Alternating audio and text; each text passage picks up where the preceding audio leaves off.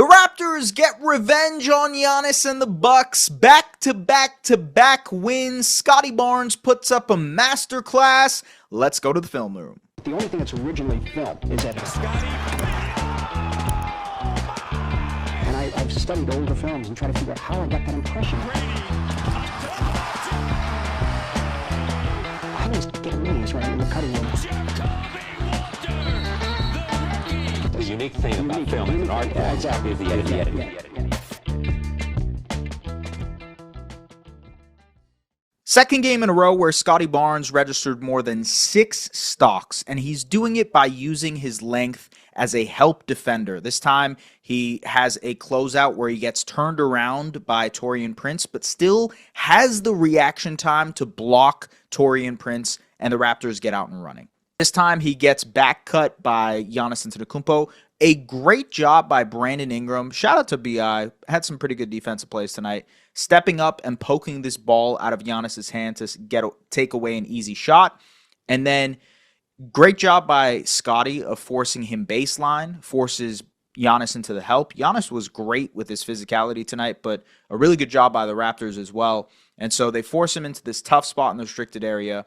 And all this hands lengthen activity, both Giannis and Scottie, both BI and Scottie, get a stock there. Again, being the weak side helps. So Bucks are in pseudo transition. They don't have numbers, but Ryan Rollins is going to take it at RJ Barrett here to try and maybe force a foul. Scottie recognizes this, helps off of his man. Just look at him. Uses his pure strength to force the jump ball here, and he wins the jump ball later. Raptors are deploying a lot of fronting, especially against Giannis, against opponents where they don't want them to catch the ball in the paint. Giannis is absolutely one of those players, and so Scottie is going to front this action to make it harder for either Miles Turner or anybody to throw this pass over top. Especially with Scottie's length, that becomes a lot different. And so Miles Turner thinks he has a passing window here, but Scottie just does a great job of shooting that gap immediately, forces the turnover. It's that great anticipation skill that makes Scottie an all-defense level player. And the wonderful thing about Scottie being the guy to force turnovers is that he can push in transition, give the Raptors really good looks like he does here with that RJ Barrett 3. Again, as you can see, the Raptors are going to front Giannis, and so, look, this means that even if this ball ends up in Giannis's hands, RJ Barrett is going to help on this corner. And so it'll be Jamal Shead's job to either pick up Gary Trent Jr. here or to split the difference between these two shooters on the weak side. Yes, it forces the Raptors' defense in rotation, but they're trusting that they can get out of rotation.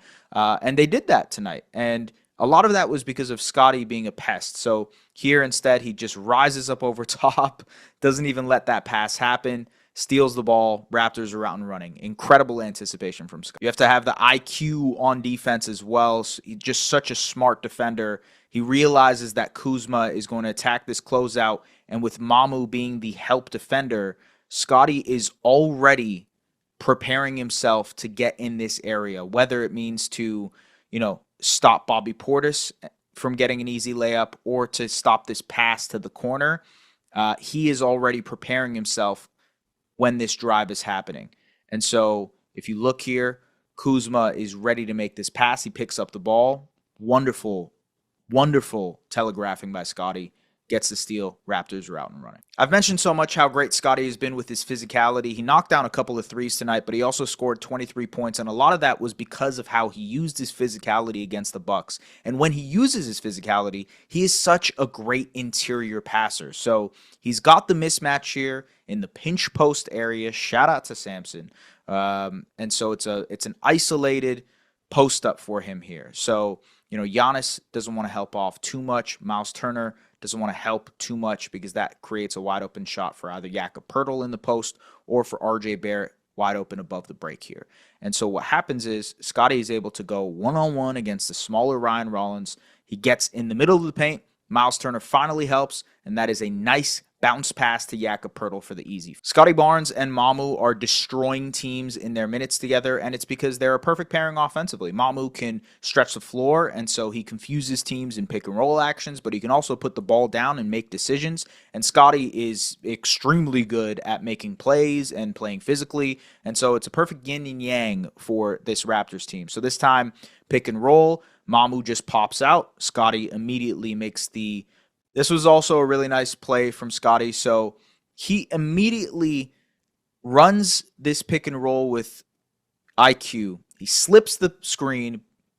It's an empty side, right? So once he slips the screen, he has this opening here, either to get downhill himself, and if the help comes, he can make a pass to Brandon Ingram at the wing or to Mamu here on the dump off.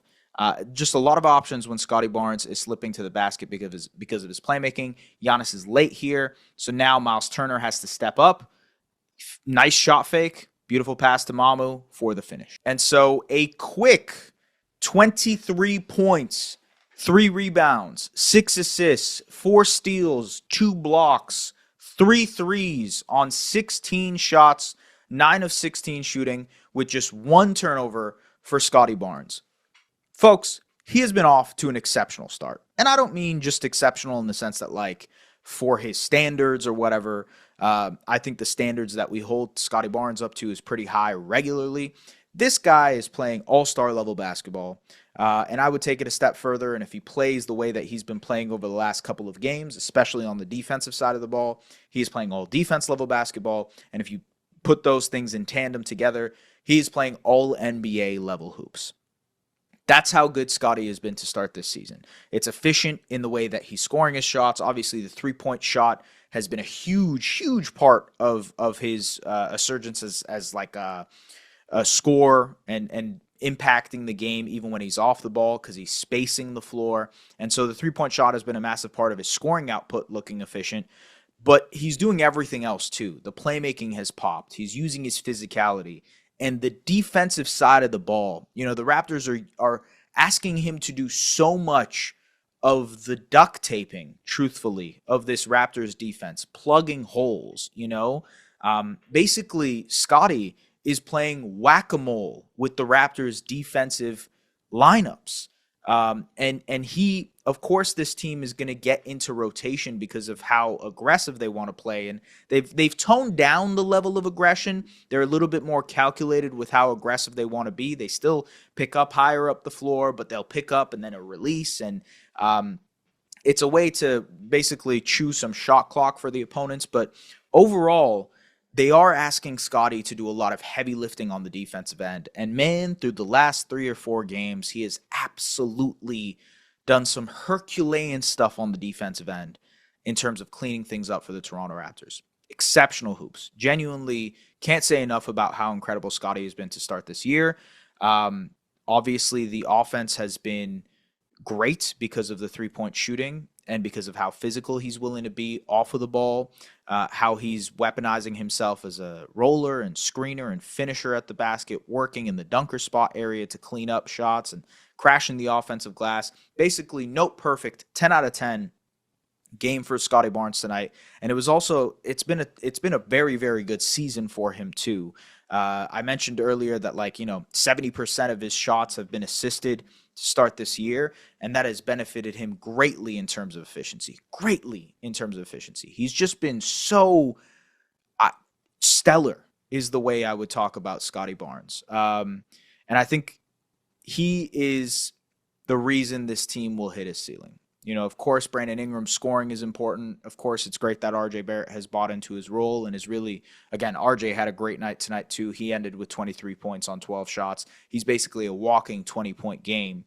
RJ has bought into his role as well. Emmanuel quickly had a good game tonight against the Bucks. He had a good first half, I would say.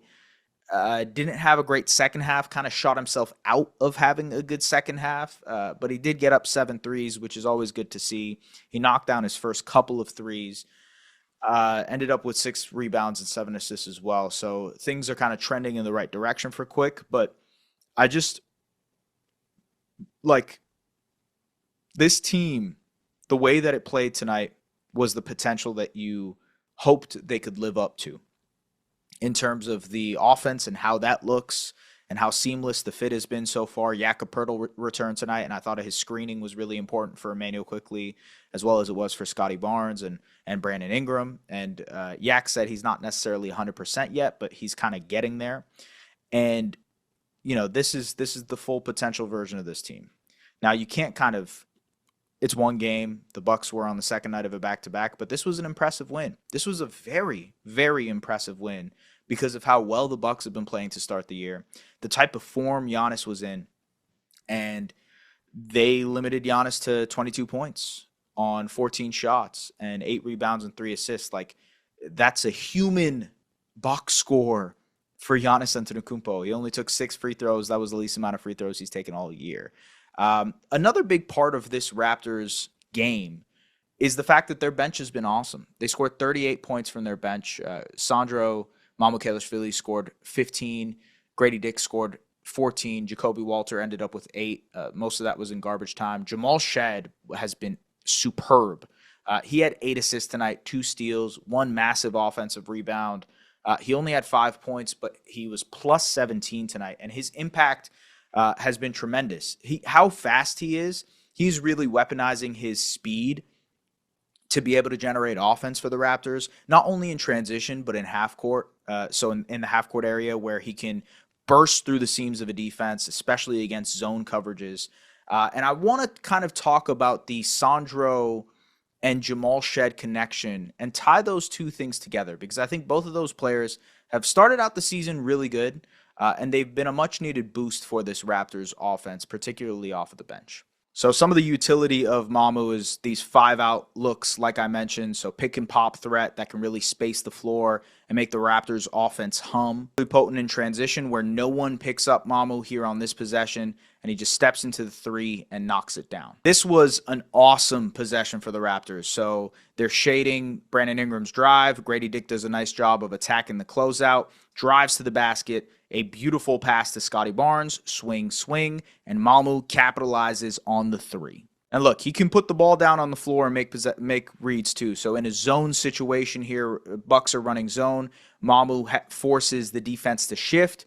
Raptors get the defense in rotation, and now Jamal Shead can weaponize his quickness to attack this closeout, and he finds a cutting Mamu who doesn't finish, but it shows you how Shead can weaponize his speed in the half court and what Mamu does even when he's not shooting the ball. This time, Kyle Kuzma turns around. Jamal Shead does a great job of anticipating it, steals the ball. Raptors are out and running, and he finds Mamu for the dunk.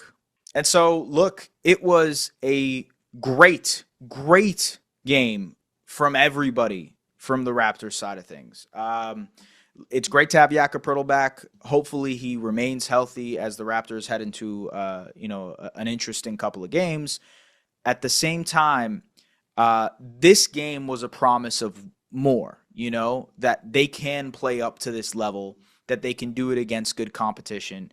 And, over the last couple of games, over the last couple of film rooms, I've been like, well, the Cavs are missing these guys and whatnot. And, well, the Grizzlies are missing John Morant. And, a couple people pointed it out in the comments. You're right. The Raptors were also missing their center in Jakob Poeltl. And now that they're at full strength or close to full strength, depending on how Jakob feels on a day-to-day basis with that back, I want to see what this team does against some good competition. And so they're going to be playing, I believe, the Cavs pretty soon in an NBA Cup game, if I'm not mistaken. So there we go. This is what it is. The Hawks, which are another team that is injured. They're playing and they're missing Trae Young. But the Sixers are playing some really good basketball. They're fully healthy, although Joel Embiid always is up in the air in terms of his status. They're playing the Brooklyn Nets next. And then next week, they're playing the Cavs in Cleveland, which should be a really interesting game. I'm excited for that. That's the one with everybody being fully healthy. Let's see what this team can do. But they can pick up a few wins here. The Hawks are undermanned with Trae Young out. The Sixers are good, but I think the Sixers have some guards that can really pressure the Raptors' point of attack defense. We'll see how that test looks. The Nets should be an easy W. Some chances here over the next little bit to pick up wins. And I think that's really important as they head into a decent stretch of their schedule.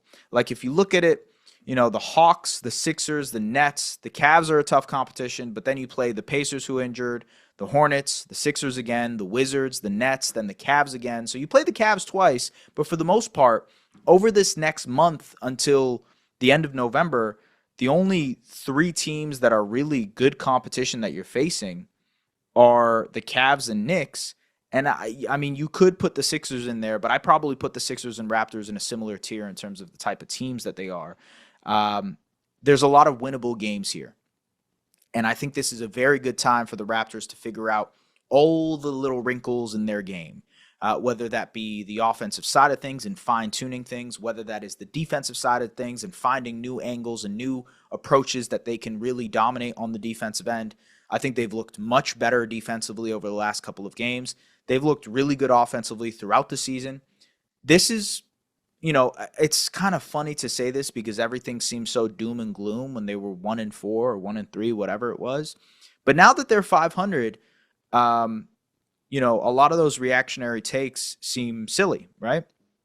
And at the same time, you don't want to get ahead of yourself. This is a long season. But the Raptors are showing promise of being a pretty talented team, the talented team that we expected they would be. And tonight was just one example of it. If Scottie Barnes plays like this Raptors team will be very good. That's as simple as that. I think they have the tools elsewhere. And if all of these guys perform the way that they're supposed to, they're going to be a pretty good team. Folks, as always, subscribe to Raptors Republic. We appreciate you guys tapping in. Pull-up tray keeps going as usual. Go listen to the Run It Back guys as well. They drop monthly videos kind of recapping everything that's happened. We're going to start doing video essays pretty soon as well, so be on the lookout for that. The recaps will keep humming.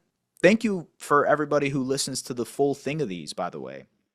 I did a little spiel about the Jays at the end of last episode, and I got a lot of comments about that. So thank you guys for listening to that.